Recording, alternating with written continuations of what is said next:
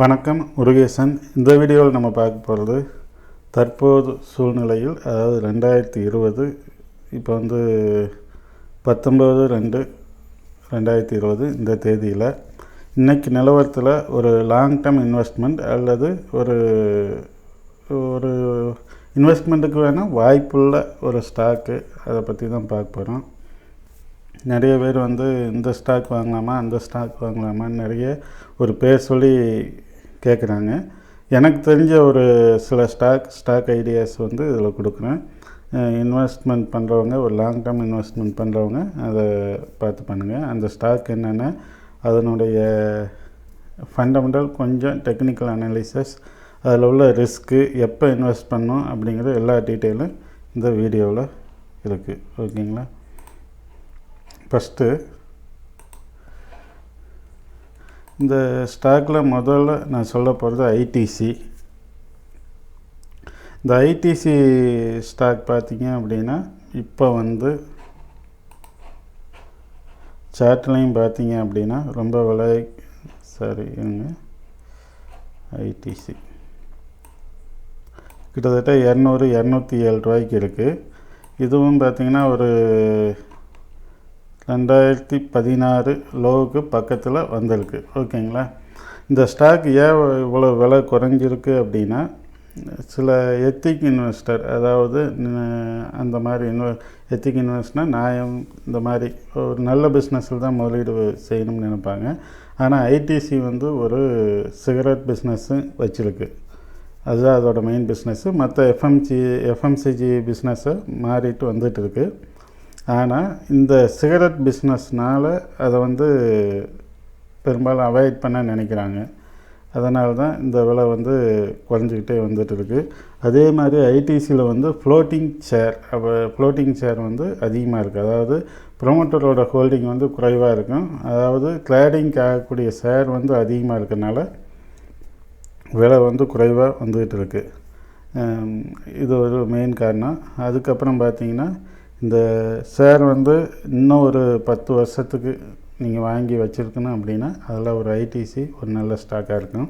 அது இப்போ கொஞ்சம் சரியான தருணமாக இருக்கும். இன்னும் சொல்லப்போனால் இன்னும் ஒரு 10-20 ரூபா குறைஞ்சி வாங்கும்போது 170, 180 வாங்கும்போது இன்னும் ஒரு நல்ல ஒரு ப்ரைஸாக இருக்கும். இது நீங்கள் வாங்கிட்டீங்க அப்படின்னா நல்ல டிவிடெண்டும் கொடுக்கு, நல்ல ஒரு கேஷ் ஃப்ளோ ஜெனரேட் பண்ணுற கம்பெனி. அதனால் சிகரெட் பிஸ்னஸில் வர கேஷ் அப்படியே எஃப்எம்ஜி பிஸ்னஸில் அப்படியே கன்வெர்ட் பண்ணிகிட்டு இருக்கிறாங்க. ஒரு 10 வருஷத்துக்குள்ளே ஒரு நல்ல இன்னும் ஒரு ஐடிசி இப்போ இருக்கிற நிலைமையை விட ஒரு நல்ல ஒரு நிலைமைக்கு வர வாய்ப்பு இருக்குது. அதுக்கப்புறம் அதோட பிஸ்னஸ்ஸு எஃப்எம்சியை மாறும்போது அதனுடைய வேல்யூஷனை இன்னும் இன்வெஸ்டர் யாரும் கொடுக்காமல் இருக்கிறாங்க. அதனால் கொஞ்சம் லோ வேல்யூஷன்லேயே கிளியர் ஆகிட்டு இருக்குது. இந்த சமயம் நல்லா யூஸ் பண்ணி ஒரு லாங் டேர்ம் இன்வெஸ்டர் ஐடிசியை அக்குமுலேட் பண்ணுறது நல்ல ஒரு விஷயமாக இருக்கும். ஓகேங்களா?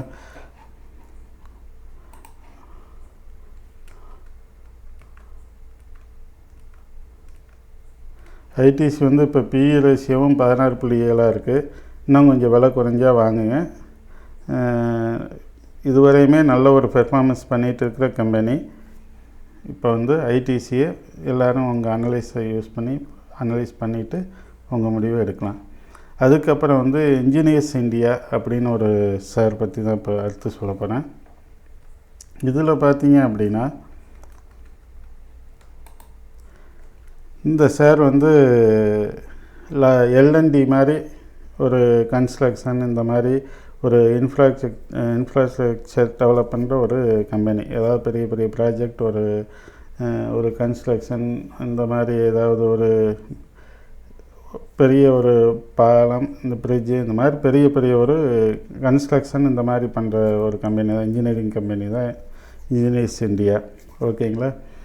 இது இப்போ எதுக்கு பேசுகிறாங்க அப்படின்னா, இந்த கம்பெனியோட கேஷ் ஃப்ளோவும் பாசிட்டிவாக இருக்குது, டெபிட் இல்லாத கம்பெனியாக இருக்குது. அதுக்கப்புறம் பார்த்தீங்க அப்படின்னா, இப்போ ரொம்ப விலை குறைஞ்சிட்டு வந்துட்டு இருக்குது. அது மட்டும் இல்லாமல் கிட்டத்தட்ட ஒரு இப்போ உள்ள மார்க்கெட் கேப்பை விட மார்க்கெட் கேப்பில் ஒரு 46% வந்து ஒரு 46% வந்து அவங்க கேஷ் அண்ட் கேஷ் ஈக்குவண்டாகவே பேலன்ஸ் ஷீட்டில் வச்சுருக்காங்க. அப்போ என்ன அப்படின்னா, இப்போ வந்து ஷேர் வந்து அது இன்ஜினியர்ஸ் இந்தியா 80 ரூபாய்க்கு விற்கிது அப்படின்னா, கிட்டத்தட்ட அதோட ஒரிஜினல் ஷேர் வந்து இப்போ என்ன விலையில் சேல்ஸ் ஆகிட்டு இருக்குது அப்படின்னா ஒரு 50 ரூபாய்க்கு கீழே தான் சேல்ஸ் ஆகிட்டு இருக்குது அப்படின்னு அர்த்தம். இப்போ இந்த இடத்துல பாருங்கள், இன்ஜினியர்ஸ் இந்தியாவோட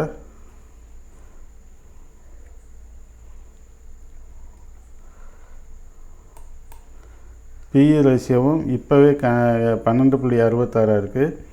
இதை வந்து இன்னும் கேஷ் வந்து அது ஏற்கனவே புக்கில் இருக்குது. அதெல்லாம் கழிக்கும்போது இதனோட வேல்யூவேஷன் ரொம்பவே குறைவான விலையில் ட்ரேட் ஆகிட்டு இருக்குது அப்படிங்கிறத காமிக்குது.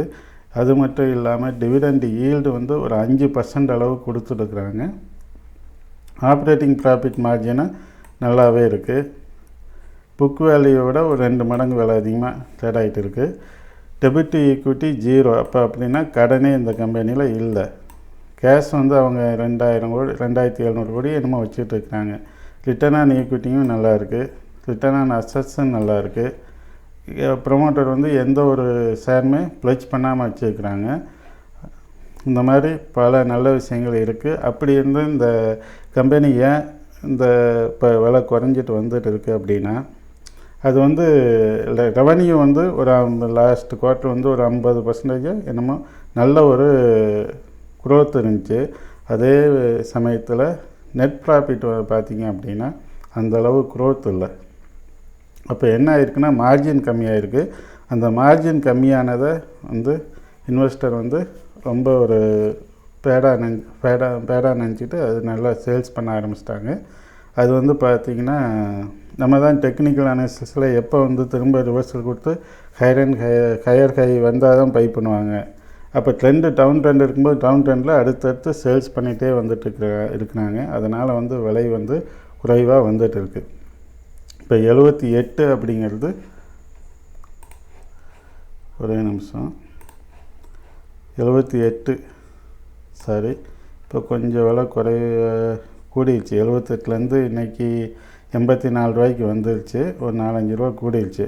இப்போவும் பார்த்தீங்க அப்படின்னா ப்ரீவியஸ் வீக்லி சார்ட்டில் ப்ரீவியஸ் லோவுக்கு பக்கமாக வந்துருச்சு. 2016 லோவுக்கு பக்கமாகவே வந்துருச்சு. இப்போ வந்து இன்ஜினியர்ஸ் இந்தியா இப்போ இல்லைன்னா இன்னும் ஒரு 10 ரூபா குறையும் போது வாங்கி வச்சுக்கோங்க.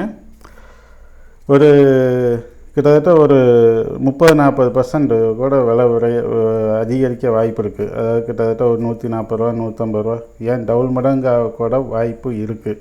நீங்கள் பொறுமையாக வச்சுருந்தீங்க அப்படின்னா இன்ஜினியர்ஸ் இந்தியா நல்ல வாய்ப்பு இருக்குது. மார்ஜின் குறையிறதுனால வந்து இன்வெஸ்டர் வந்து சேல்ஸ் பண்ணிகிட்டு இருந்தாங்க. ட்ரெண்ட் டவுன் ட்ரெண்டில் இருந்திருக்கு. ஆனால் இது நீங்கள் லாங் டேர்ம் இன்வெஸ்ட்மெண்ட்டாக தான் இதை வாங்கணும். ஷார்ட் டேர்ம்லாம் போயிடக்கூடாது. இன்ஜினியர்ஸ் இந்தியா ஒரு நல்ல பையிங்கான வாய்ப்பை இப்போ கொடுத்துருக்கு. ஓகேங்களா?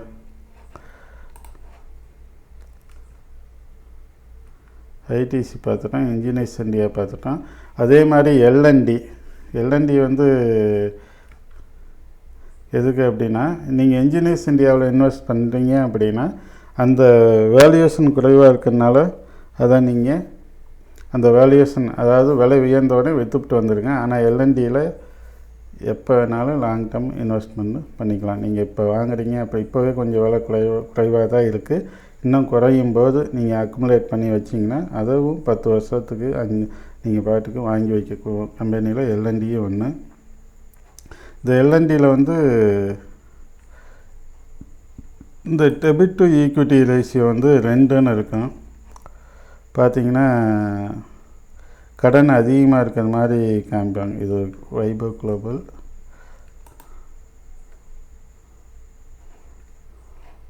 இந்த டெபிட் டு ஈக்விட்டி 2ன்னு இருக்கும். அது கடன் அதிகமாக இருக்கிற மாதிரி இருக்கும். ஆனால் அதுக்கு காரணம் வந்து அந்த எல்என்டிக்குள்ளே ஏற்கனவே வந்து ஒரு ஃபைனான்ஸ் பிஸ்னஸ்ஸு இருக்குது. ஃபைனான்ஸ் பிஸ்னஸ் அப்படின்னா அது வந்து டெபிட் வாங்கி தான் பிஸ்னஸ் பண்ணுவாங்க. குறைஞ்ச வட்டிக்கு வாங்கி அதிக வட்டிக்கு கொடுக்குறது தான் ஃபைனான்ஸ் பிஸ்னஸ். அதனால் அது டெபிட் ஈக்விட்டி அதிகமாக இருக்கிறனால இருக்கும். ஆனால் வந்து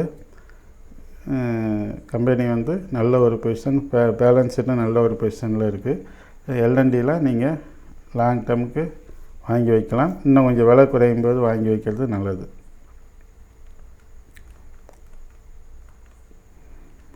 அதுக்கடுத்து பார்த்திங்கன்னா ஸ்பைஸ் ஜெட், இன்டர்குளோப் ஏவியேஷன் அப்படின்னு ஒரு 2 ஸ்டாக்கை வந்து எடுத்துருக்கிறேன்.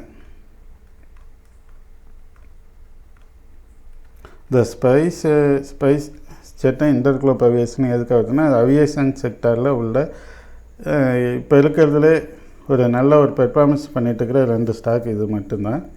மற்ற எதுவும் அவியேஷன் செக்டாரில் இன்வெஸ்ட்மெண்ட்டுக்கு போயிடாதீங்க. அவியேஷன் இந்த செக்டார் வந்து இன்னும் ஒரு நல்ல ஒரு வளர்ச்சி கொடுக்குற ஒரு செக்டார் அப்படின்னு சொல்கிறாங்க.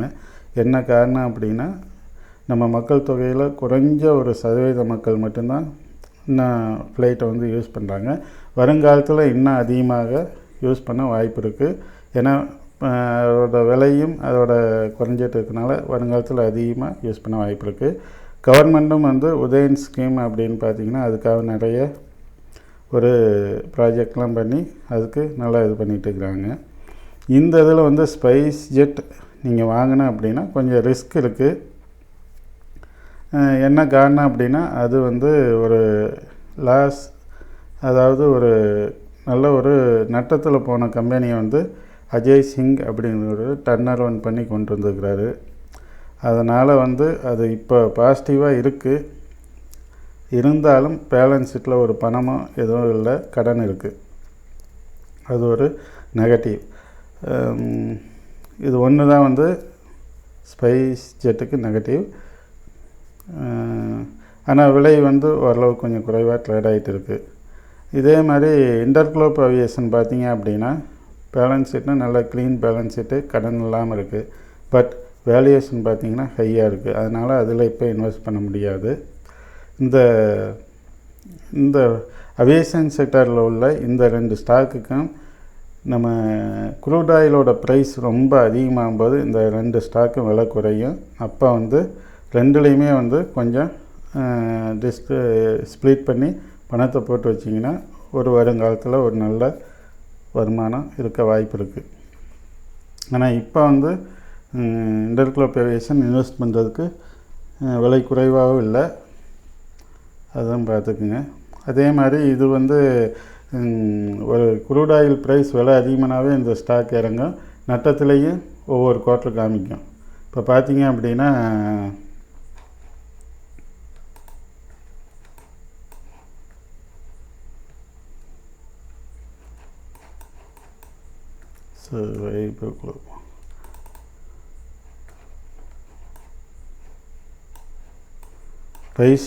ஸ்பைஸ் ஜெட்டோட காலாண்டோட இது ப்ராஃபிட் பாருங்கள்.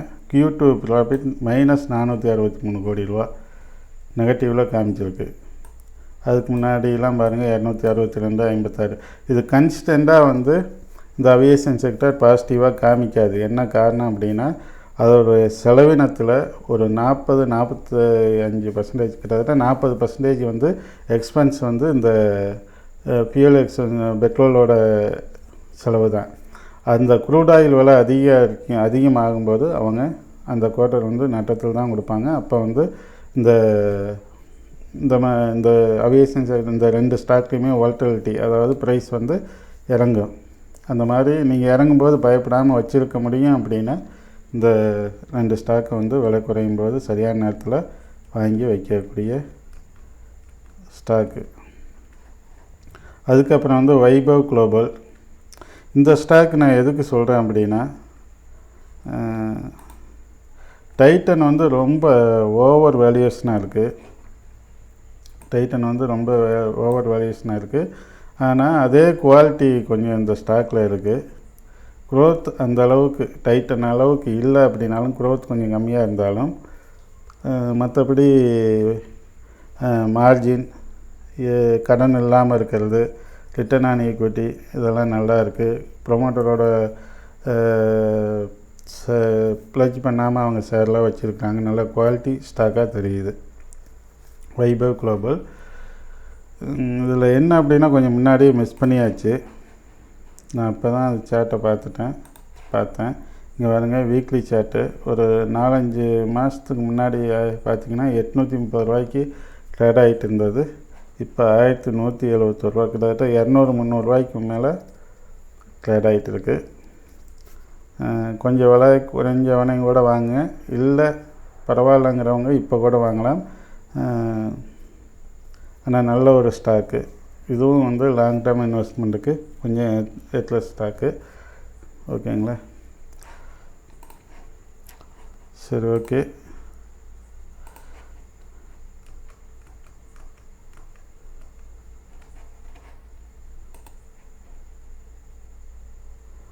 இந்த வீடியோ பிடிச்சிருந்தால் லைக் பண்ணுங்கள், ஷேர் பண்ணுங்கள். நம்ம சேனல் புதுசு அப்படின்னா சப்ஸ்கிரைப் பண்ணுங்கள். நன்றி.